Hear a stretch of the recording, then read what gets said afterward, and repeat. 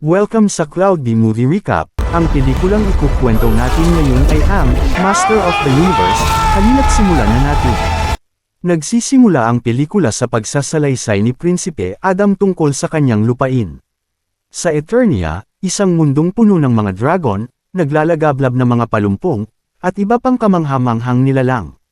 May isang natatanging lugar sa Eternia na tinatawag na Castle Grayskull.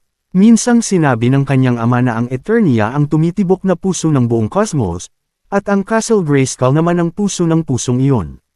Sa loob ng kastilyo ay nakatago ang isang napakalakas na sandata na kilala bilang Sword of Power. Ayon sa alamat, kapag ang Eternia ay naharap sa matinding panganib, may isang bayani na lilito at gagamit ng espada. Hanggang sa dumating ang araw na iyon, nanatiling nasa pangangalaga ng isang makapangyarihan, matalino at sinaunang sorceress ang Sword of Power. Mula noon, ang Castle Grayskull ay patuloy na pinuprotektahan ng mga ninuno ni Adam.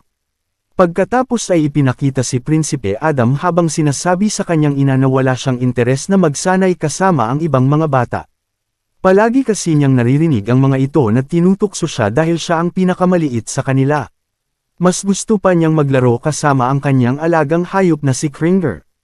Ngunit iginiit ng kanyang ina na kailangan niyang sumailalim sa pagsasanay dahil isa siyang prinsipe. Ang namamahala sa pagsasanay ay ang pinagkakatiwalaang mandirigma ng hari na si Duncan, ang man-at-arms. Mahilig itong magyabang sa mga bata tungkol sa kung paano niya iniligtas noon ang kanilang mga magulang. Habang nagsisimula ang pagsasanay, dumating si Tila, ang anak ni Duncan at ang tanging kaibigan na itinuturing ni Adam. Nagpa siya itong makipagsanay kasama si Adam. Napakahina ni Adam sa pakikipaglaban at hindi pa niya ito sineseryoso. Biglang dumating si Haring Rander kasama ang kanyang mga gwardya at agad siyang nene sa kakulangan ng husay ng kanyang anak. Sinubukan ni Duncan na tiyakin sa hari na gagawin niyang tunay na mandirigma si Adam. Ngunit hindi na nakapaghintay ang hari. Iniabot niya kay Adam ang isang tunay na espada at inutusang ipagtanggol ang sarili laban sa kanya. Mariing inatake ng hari si Adam hanggang sa bumagsak ito sa lupa. Sinabi niyang ang mundong ito ay walang lugar para sa mga mahihina. Inutusan ni Duncan si Adam na tumayo. Ipinaalala niya na sa tuwing siya ay bumabagsak, iyon ang pagkakataon upang mas tumatag at bumangon ng mas malakas. Nang maglaon, nakita ni Tila si Adam na nag-iisa. Sinabi niya rito na hindi niya ito itinuturing na mahina. Bigla nilang napansin ang sorceress na gumagamit ng kanyang mahika upang protektahan ang Castle Grayskull. Ilang sandali lamang ang lumipas, napansin ni Adam at Tila na inaatake na ang kanilang kaharian. Agad ipinadala ng hari ang kanyang hukbo upang lumaban. May ilan sa kanyang mga mandirigma na may kakaibang kapangyarihan. Ipinangako ni Duncan sa hari na hindi niya hahayaang mapahamak ito o ang kanyang pamilya. Ginamit niya ang kanyang husay sa armas upang ipagtanggol sila habang inihahatid sila sa ligtas na lugar. Hindi nagtagal, dumating ang isang napakalakas na kalaban. Sinabihan niya ang hari at ang kanyang pamilya na tumakbo habang siya ang haharap dito. Ngunit hindi nagtagal ay napalibutan sila ng hukbo ng kalaban. Ang pinuno ng mga ito ay ang mabagsik na mandirigmang si Skeletor. Inutusan ni Haring Rander ang kanyang asawa at anak na tumakas habang siya ang haharap sa mga tauhan ni Skeletor. Ngunit mabilis siyang napabagsak. Ibinunyag ni Skeletor na ang tunay niyang pakay ay ang Sword of Power na nakatago sa Castle Grayskull. Dinala ng ina ni Adam ang prinsipe sa Castle Grayskull. Sinabi ng sorceress kay Adam na kunin ang Sword of Power. Ipinaliwanag niya na kailangang dalhin ni Adam ang espada sa isang ligtas na lugar na napakalayo mula roon. Gamit ang kanyang mahika, nagbukas siya ng isang portal. Bago pumasok si Adam, sinabi ng kanyang ina na huwag niyang kalilimutan kung saan siya nagmula.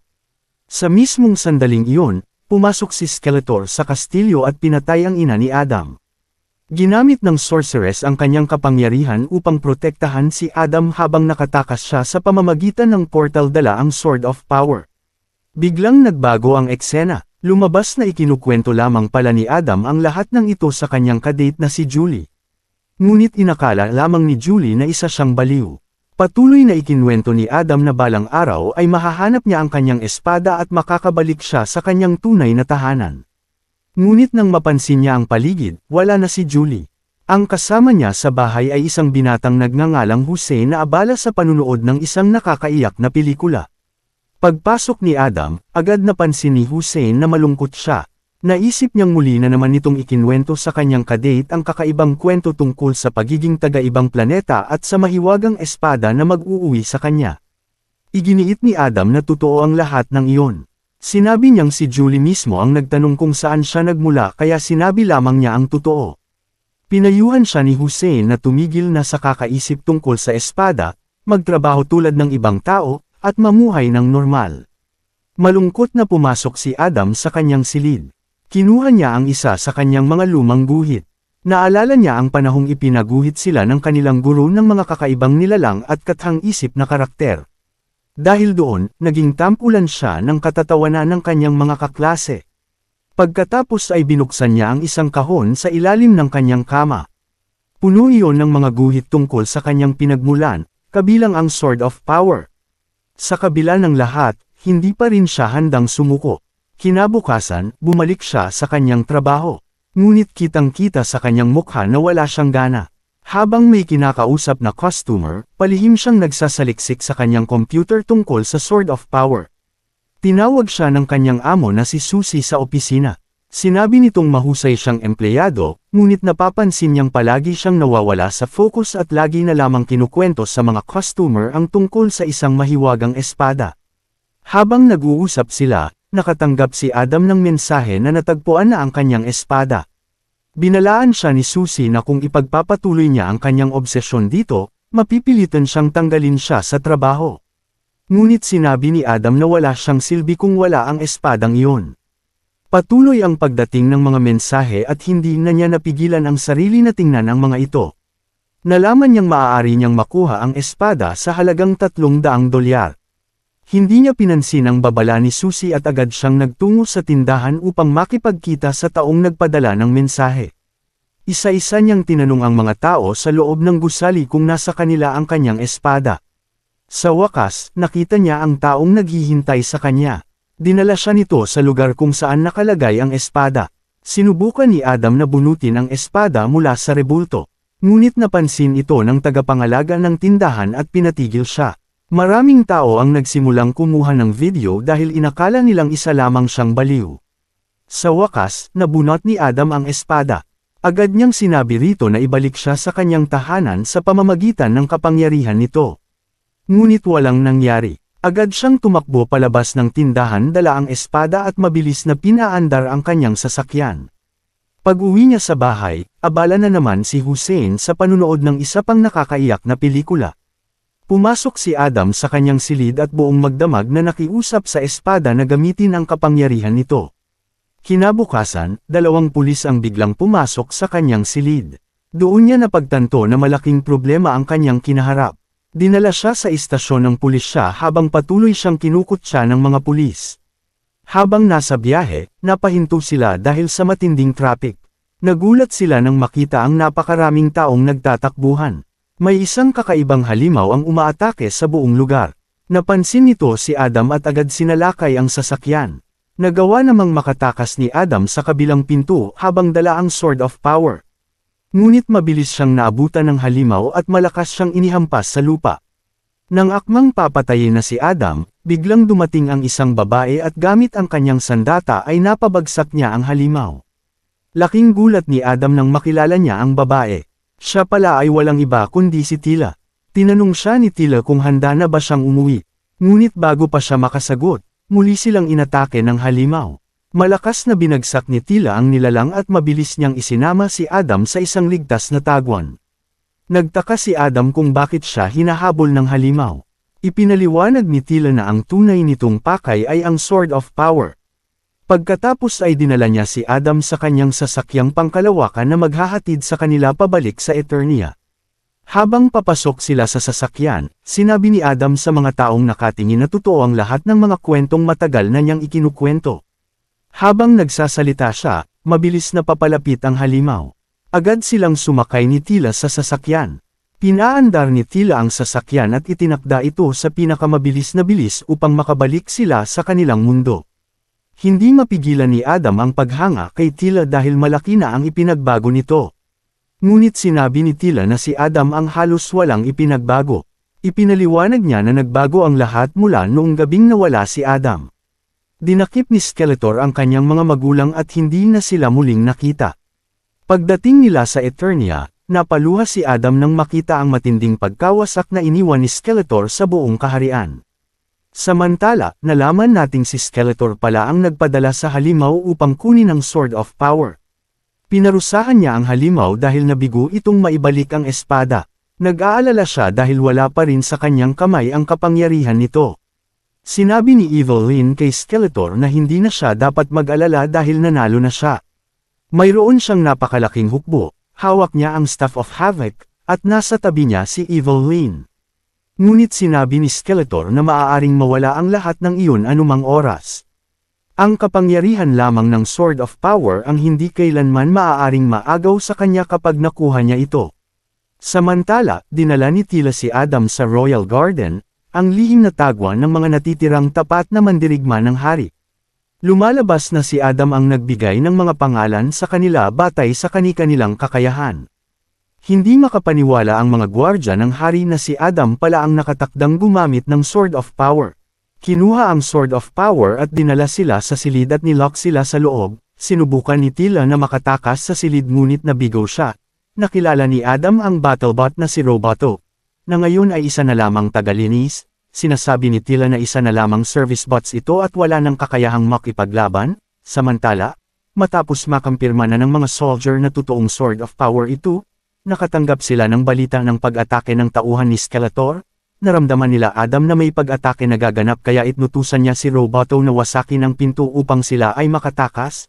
Nagulat si Adam na ang lalaking lasing na nakahiga ay ang ama ni Tila na si Duncan. Alam ni Tila na ang espada ang pakay ng mga kalaban kaya sinabi niyang kailangan nilang tumakas.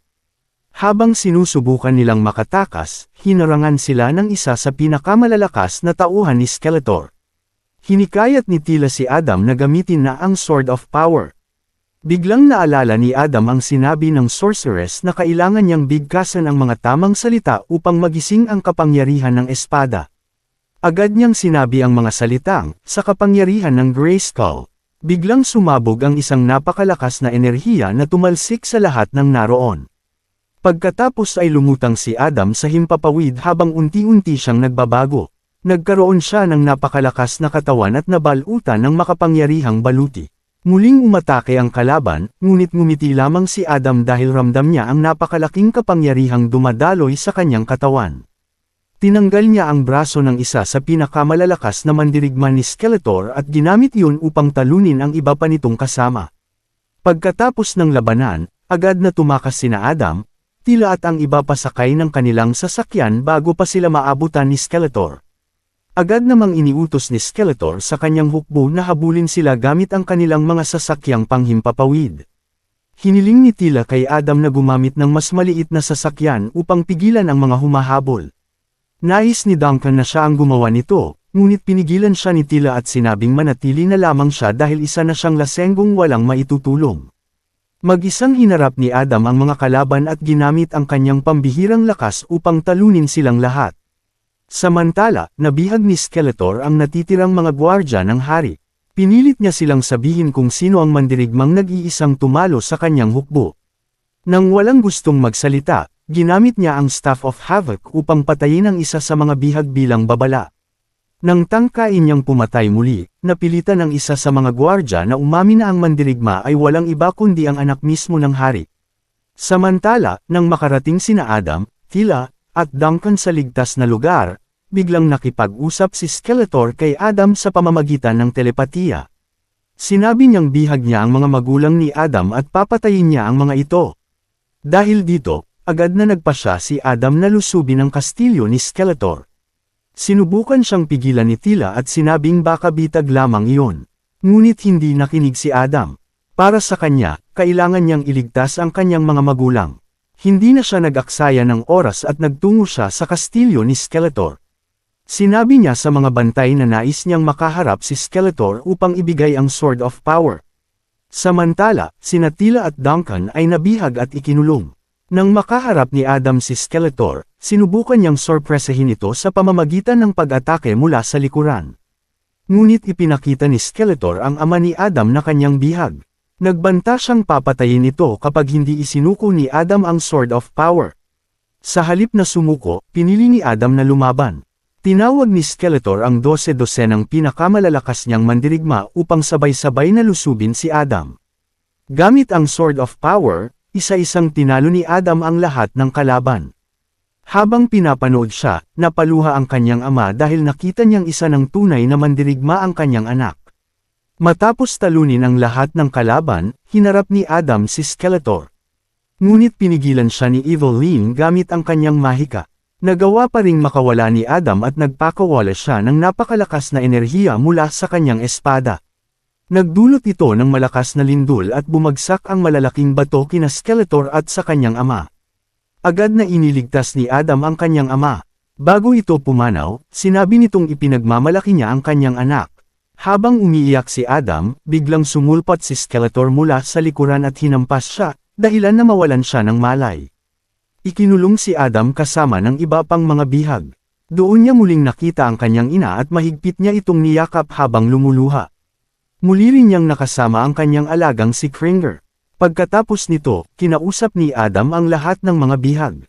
Nagbigay siya ng isang nakapagpapalakas na talumpati at hinikayat silang huwag mawalan ng pag-asa at mag-isip ng paraan upang makatakas.